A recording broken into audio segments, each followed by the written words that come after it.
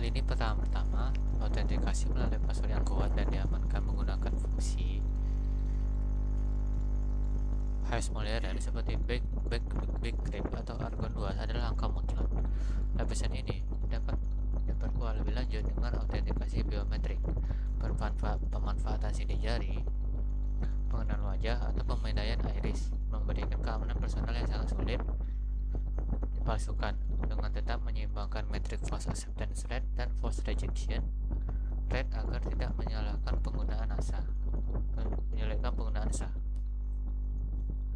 Nah, otorasi pasca login juga harus diatur secara kuat melalui access control model, seperti penerapan role based access control atau RBAC terbukti efektif di berbagai sistem enterprise untuk memastikan prinsip last will last berjalan dengan baik, di mana hak akses yang diberikan hanyalah akses yang paling minimal. Sebagai penutup, menghadapi ancaman cyber yang terus berkembang menuntut standar perlindungan baru. Kombinasi dari multi-factor authentication dan pendekatan zero trust security yang mengusung prinsip never trust, always verify, kini telah menjadi standar emas pertahanan infrastruktur digital.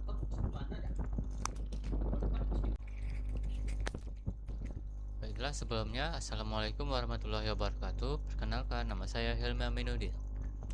Saya di sini akan menjelaskan materi authentication dan access control pada mata kuliah keamanan sistem komputer. Yang pertama, saya akan mempresentasikan topik mengenai yaitu authentication dan access control, di mana ada terdapat 3 bab, yaitu password security, biometric auth, dan access control.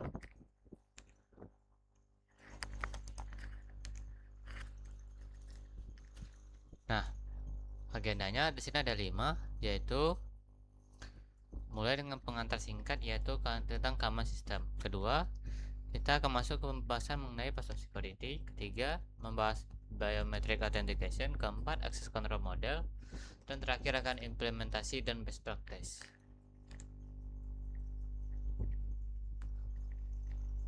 Nah, yang pertama ada pengantar keamanan sistem komputer. Kita mulai dari fondasi dari keamanan informasi, yaitu CIA Triad. CIA ini singkatan dari confidentiality, integrity, dan availability, di mana confidentiality atau kerahasiaan berarti informasi hanya boleh diakses oleh pihak yang memang berwenang. Ini untuk mencegah akses ilegal. Integrity atau availability. Integrity untuk memastikan informasi tidak diubah oleh pihak yang tidak bertanggung jawab sehingga data tetap akurat dan terpercaya. Availability atau ketersediaan menjamin bahwa sistem dan data selalu siap diakses kapanpun dibutuhkan oleh pengguna yang sah. Lanjut, ada password security. Password karakteristik adalah karakteristik password yang kuat. Nah, syarat utamanya minimal itu adalah 12 karakter, gabungan huruf besar dan kecil, ada angka, dan karakter khusus. Yang harus dihindari ada seperti kata-kata umum seperti password atau 123456, data pribadi seperti tanggal lahir, dan jangan gunakan satu password untuk semua akun. Nah, bisa dilihat pada tingkat kekuatan password, di mana ABC itu sangat lemah, password 123 lemah, dan kuat itu ada seperti TR0, UB4, DOR, dan 3, yang merupakan banyak gabungan dari angka dan huruf. Nah, selanjutnya ada hashing dan penyimpanan. Selain password yang kuat, cara menyimpannya juga penting. Password tidak boleh disimpan dalam bentuk teks biasa atau plain text. Password harus didewakan ke fungsi hash, di mana contohnya menggunakan algoritma Bcrypt atau Argon 2, sehingga yang tersimpan di database adalah karakter acak atau hash. Untuk menambah keamanan, digunakan SAL, yaitu karakter acak yang ditambahkan sebelum proses menghilang proses hashing agar password yang sama menghasilkan hash yang berbeda. Untuk saat ini algoritma seperti MD5 atau SHA-1 sudah tidak direkomendasikan karena terlalu cepat dan mudah dibobol. Algoritma lambat seperti Bcrypt dan Argon 2 adalah pilihan terbaik. Nah, selanjutnya ada biometric authentication.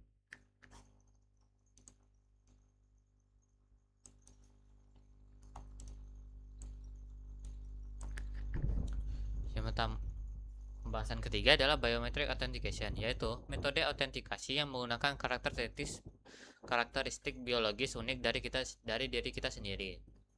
Contohnya seperti sidik jari atau fingerprint.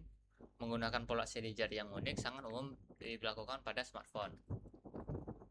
Pengenalan wajah atau Face ID menganalisis wajah secara 2 dimensi ataupun 3 dimensi, praktis tapi kadang rentan dikelabui.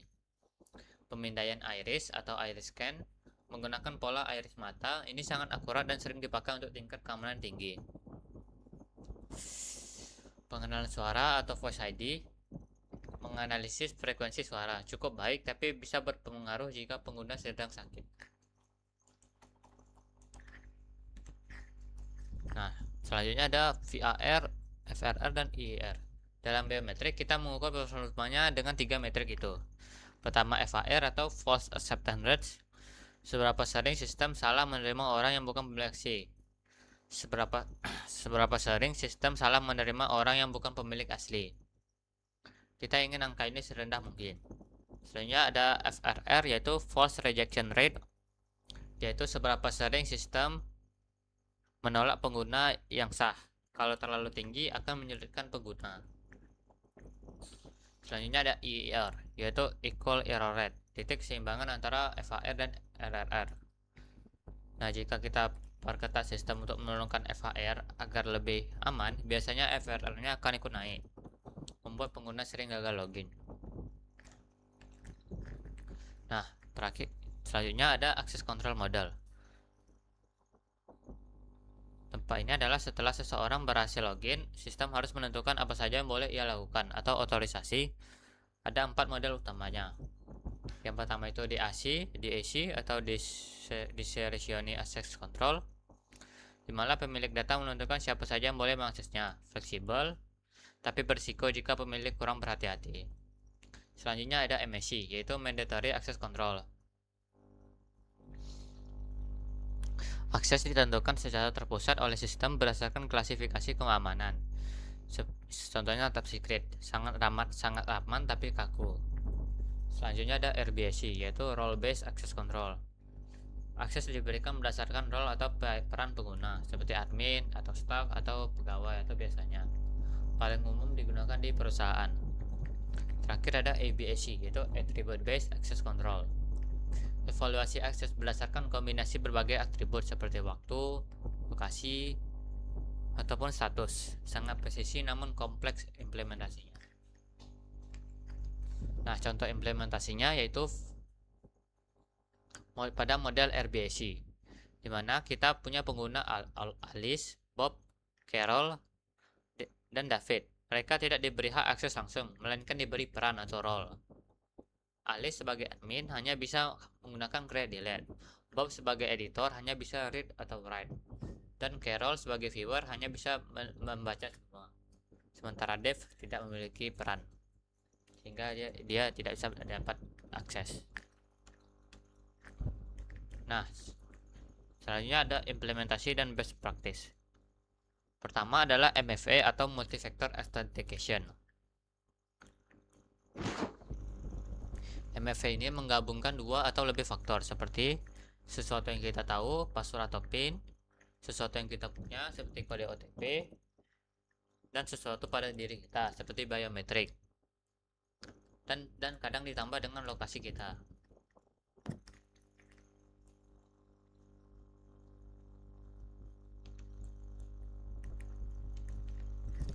Nah, best practice kedua yaitu arsitektur Zero Trust Security, di mana never trust, always verify, di mana sistem tidak percaya siapapun, baik dari luar maupun dari dalam jaringan.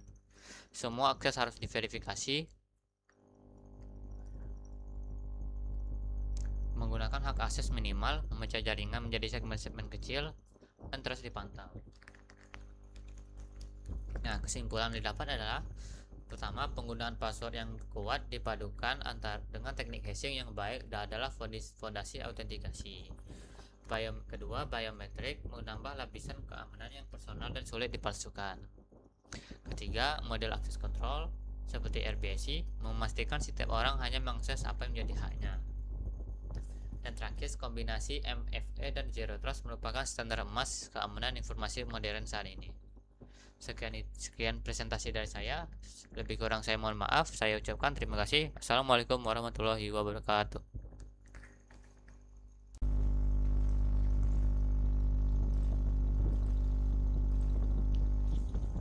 Untuk lini pertama, autentikasi melalui password yang kuat dan diamankan menggunakan fungsi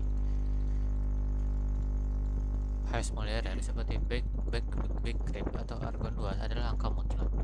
Lapisan ini dapat diperkuat lebih lanjut dengan autentikasi biometrik, pemanfaatan sidik jari, pengenalan wajah, atau pemindaian iris, memberikan keamanan personal yang sangat sulit dipalsukan dengan tetap menyeimbangkan metrik false acceptance rate dan false rejection rate agar tidak menyalahkan penggunaan penggunaan sah.